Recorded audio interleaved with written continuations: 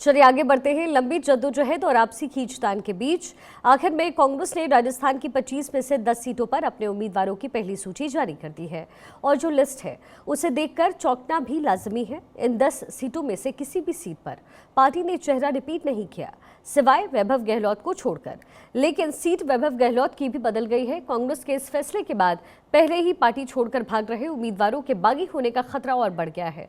लेकिन कांग्रेस का मानना है कि पार्टी ने जातीय समीकरण, विनिंग फैक्टर और अनुभव के आधार पर ही टिकट दिया है। लेकिन जिन लोगों का टिकट कटा है उनका रुख अब क्या रहने वाला है, ये देखना भी दिलचस्प होगा। बहरहाल पहले आपको कांग्रेस की उस लिस्ट के बारे में बता देते हैं कि उसमें क्या क्या खास है, किसको मौका मिला है कांग्रेस की तरफ से और किसका टिकट इस बार कट गया है। सबसे पहले बीकानेर, जहां पार्टी ने गोविंद राम मेघवाल पर भरोसा किया, जबकि पिछली बार के उम्मीदवार मदन गोपाल मेघवाल का टिकट कट गया है। इसी तरीके से चूरू सीट पर अभी बीजेपी से आए राहुल कसवा को टिकट दिया गया। रफीक मंडेलिया का टिकट कट गया है। झुंझुनू से पार्टी ने ब्रजेंद्र ओला को मौका दिया तो श्रवण कुमार का टिकट कट गया। अलवर से ललित यादव उम्मीदवार बनाए गए तो भंवर जितेंद्र सिंह ने पार्टी से किनारा कर लिया। भरतपुर सीट से कांग्रेस ने संजना जाटव जैसी युवा को टिकट दिया तो अभिजीत कुमार जाटव को झटका लगा है। टोंक सवाई माधोपुर से हरीश मीणा पर दाव लगाया गया और नमो नारायण मीणा का टिकट काट दिया गया। इसी तरीके से जोधपुर से करण सिंह उचियारड़ा को मौका दिया गया, जबकि वैभव गहलोत की सीट बदल दी गई। जालौर सिरोही से वैभव गहलोत को पार्टी ने उम्मीदवार बनाया है। रतन देवासी को ये सीट छोड़नी पड़ी है। उदयपुर से ताराचंद मीणा प्रत्याशी बने, रघुवीर सिंह मीणा का टिकट काट दिया गया। चित्तौड़गढ़ से उदयलाल आंजना प्रत्याशी हैं, लेकिन पिछली बार लड़ने वाले गोपाल सिंह शेखावत को मौका कांग्रेस ने नहीं दिया है। तो कांग्रेस की जो पहली लिस्ट है उसको देख करके चौंकना लाजमी है। इस सूची की खासियतें भी आपको बता देते हैं। पार्टी ने राजस्थान में 10 उम्मीदवारों की सूची जारी की है। 10 में से 3 उम्मीदवार बीजेपी में रह चुके हैं। राहुल कसवा और हरीश मीणा बीजेपी से सांसद रह चुके हैं। गोविंद मेघवाल 2003 में बीजेपी के टिकट पर नोखा से जीते थे। लिस्ट तो बन गई, लेकिन इसे तैयार करने के पीछे की कहानी भी आपको थोड़ा समझा देते हैं। गोविंद मेघवाल की अगर बात करें तो गोविंद मेघवाल वसुंधरा सरकार के संसदीय सचिव रहे थे। बाद में बीजेपी छोड़कर के कांग्रेस में आए। हरीश मीणा 2014 में दौसा से बीजेपी के टिकट पर चुनाव लड़ चुके हैं। अपने भाई और कांग्रेस उम्मीदवार नमो नारायण मीणा को हरा करके वो सांसद बने। 2018 के विधानसभा चुनाव में बीजेपी छोड़ करके कांग्रेस में आए। राहुल कसवा 2 बार बीजेपी सांसद रहे हैं। पिता राम सिंह कसवा 3 बार बीजेपी से सांसद रहे। टिकट कटने की आशंका में कांग्रेस में वो हाल ही में शामिल हुए। अब टिकट बंटवारे में किसकी चली ये भी आपको बता देते हैं। गहलोत खेमा के 4 विधायकों को यहां मौका मिला। गोविंद राम मेघवाल, वैभव गहलोत, ताराचंद मीणा, उदयलाल आंजना। पायलट खेमे से 3 विधायकों को मौका मिला है। ब्रजेंद्र ओला, हरीश मीणा, करण सिंह उचियारड़ा। तो ये लोग हैं जिन्हें कांग्रेस ने जिन पर भरोसा जाहिर किया है, लेकिन बहुत सारे लोगों का टिकट काटा भी है। कांग्रेस के 10 उम्मीदवारों की पहली लिस्ट जारी होने के बाद अब प्रदेश की 8 सीटों पर आमने सामने की लड़ाई की तस्वीर भी साफ हो गई। हालांकि बीजेपी ने 15 सीटों पर प्रत्याशी उतार दिए हैं। चलिए अब आपको एक एक करके बताते हैं कि उन 8 सीटों का मुकाबला जो कांग्रेस की लिस्ट के बाद क्लियर हो चुका है। बीकानेर से बीजेपी ने अर्जुन राम मेघवाल पर फिर से भरोसा जाहिर किया, तो वहीं कांग्रेस गोविंद राम मेघवाल उनके सामने है। जोधपुर से बीजेपी के गजेंद्र सिंह शेखावत को टिकट दिया गया, तो कांग्रेस से उनके सामने करण सिंह उचियारड़ा ताल ठोकेंगे। हमारी पॉलिटिकल एडिटर अदिति नागर इस वक्त हमारे साथ कनेक्ट हो गई हैं। अदिति, ये जो पूरी सूची है कांग्रेस ने क्या सोचा है, क्योंकि रणनीति अगर बदली गई है कांग्रेस की तरफ से तो कहीं ना कहीं बीजेपी की स्ट्रैटेजी को ध्यान में रख करके बदली गई है। अब आपको क्या लग रहा है, ये जो नामों का ऐलान किया गया है कांग्रेस की तरफ से और टिकट देना और टिकट काटना, इसके पीछे की कांग्रेस की रणनीति क्या है? देखिए, कांग्रेस की रणनीति एकमात्र ये है कि वो किसी भी तरह से 25 में से 7 सीटों का टारगेट, जब बैठक हुई तो चल रहा था कि 7 सीटों पर सेंधमारी करनी है। लेकिन क्या ये इतना आसान था? इसका जवाब है नहीं। अब मैं आपको अंदर की स्ट्रैटेजी बताती हूँ।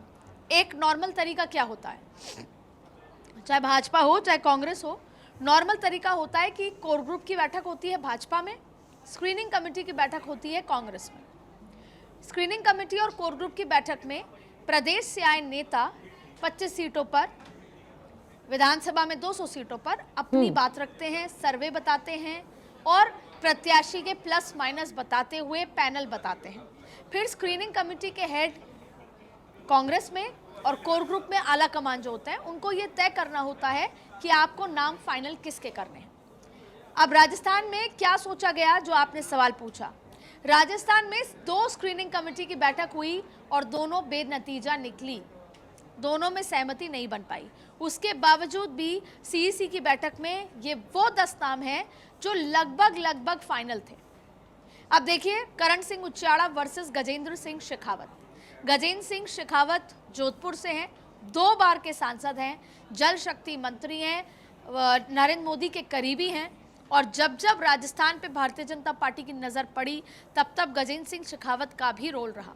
ऐसी स्थिति में, और आपको याद होगा पिछली सरकार और गजेंद्र सिंह शेखावत हमेशा आर पार रहे, कई मुद्दों पर अशोक गहलोत और गजेंद्र सिंह मुखर रहे। अब जो उचियाड़ा, जिनको उतारा गया है करण सिंह उचियाड़ा, वो भी राजपूत हैं, गजेंद्र सिंह शेखावत भी राजपूत हैं। अब कांग्रेस ने क्या सोचा? कांग्रेस ने सोचा कि अगर राजपूत नहीं उतारेंगे तो एक मुश्त राजपूतों का वोट गजेंद्र सिंह के पास चला जाएगा, चाहे एंटी इनकम्बेंसी है उसके बावजूद भी, क्योंकि राजपूत को ही वोट देगा। लेकिन अब करण सिंह उचियाड़ा को उतारकर राजपूत वोट डिवाइड हो गए। ऐसी स्थिति में माली वोट अशोक गहलोत के चलते करण सिंह उचियाड़ा को वोट दे सकते हैं।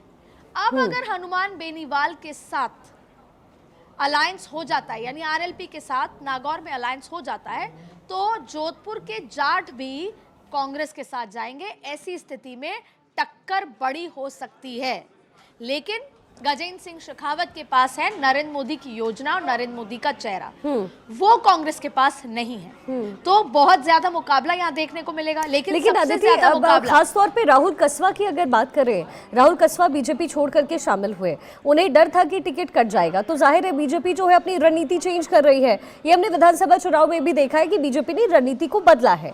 अब ऐसे में अगर राहुल कसवा उस सीट से उतरते, हालांकि उनकी सीट बदली गई है, if I am not wrong, अगर वो सीट बदली गई है तो क्या लगता है राहुल कसवा जो दबदबा उनका अपने सीट पर था इससे पहले, वो बरकरार रहेगा? कांग्रेस कहीं यहाँ मात तो नहीं खाएगी? देखिए, राहुल कसवा के साथ चुनौती है। राहुल कसवा की सीट नहीं बदली गई।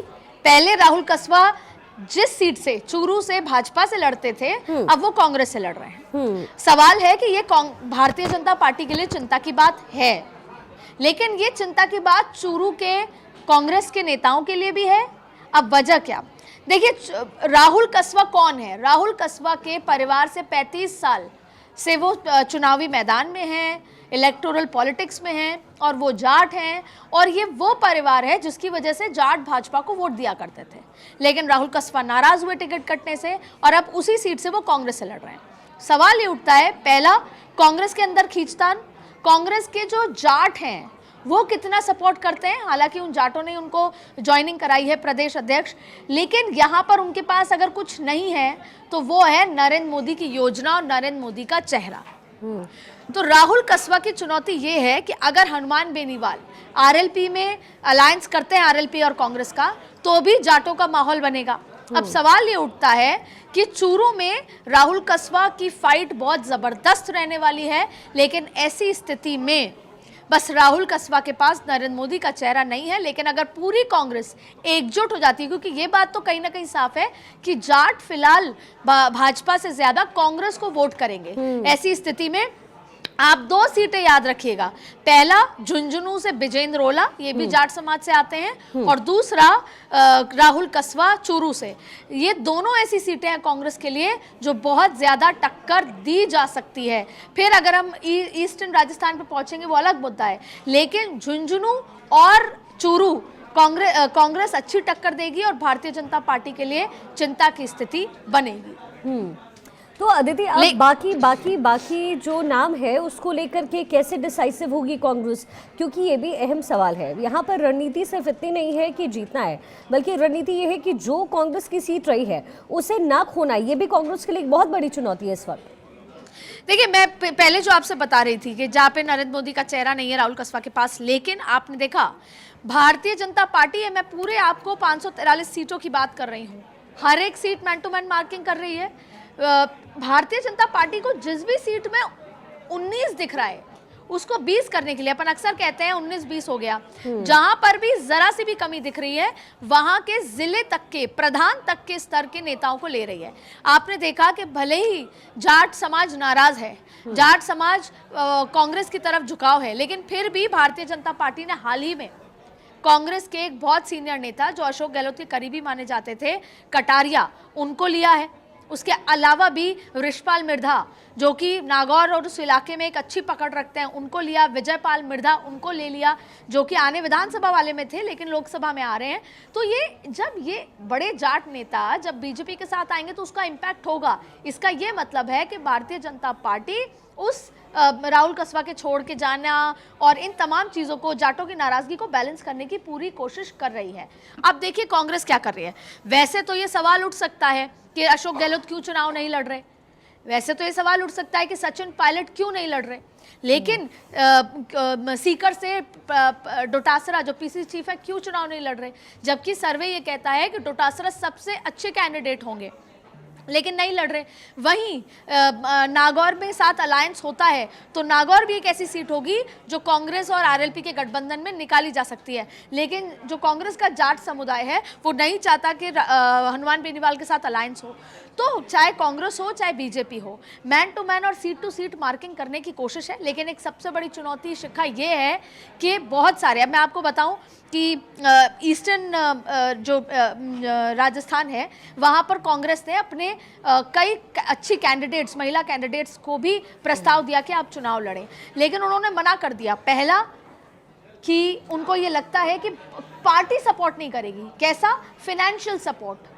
कांग्रेस को ये पता है कांग्रेस मनोबल से हारी हुई है, मनोबल टूटा हुआ है, और ये वजह कहीं ना कहीं उनको लगती है कि अगर हम चुनाव में उतर भी जाते हैं, टक्कर दे भी देते हैं, लेकिन इतनी बड़ी मात्रा में जो पैसा खर्च होगा पार्टी सपोर्ट नहीं करेगी। ऐसी स्थिति में वो चुनाव अच्छा नहीं लड़ना अदिति, अगर यहाँ कंपेयर कर ले बीजेपी प्रत्याशी और कांग्रेस के प्रत्याशी को सीट वाइज, क्योंकि हम अपने दर्शकों को दिखा रहे हैं, तो बीकानेर में क्या संभावनाएं बनती हुई नजर आ रही है? अर्जुन राम मेघवाल पर जाहिर है बीजेपी ने भरोसा जाहिर किया है और गोविंद राम मेघवाल है उनके सामने।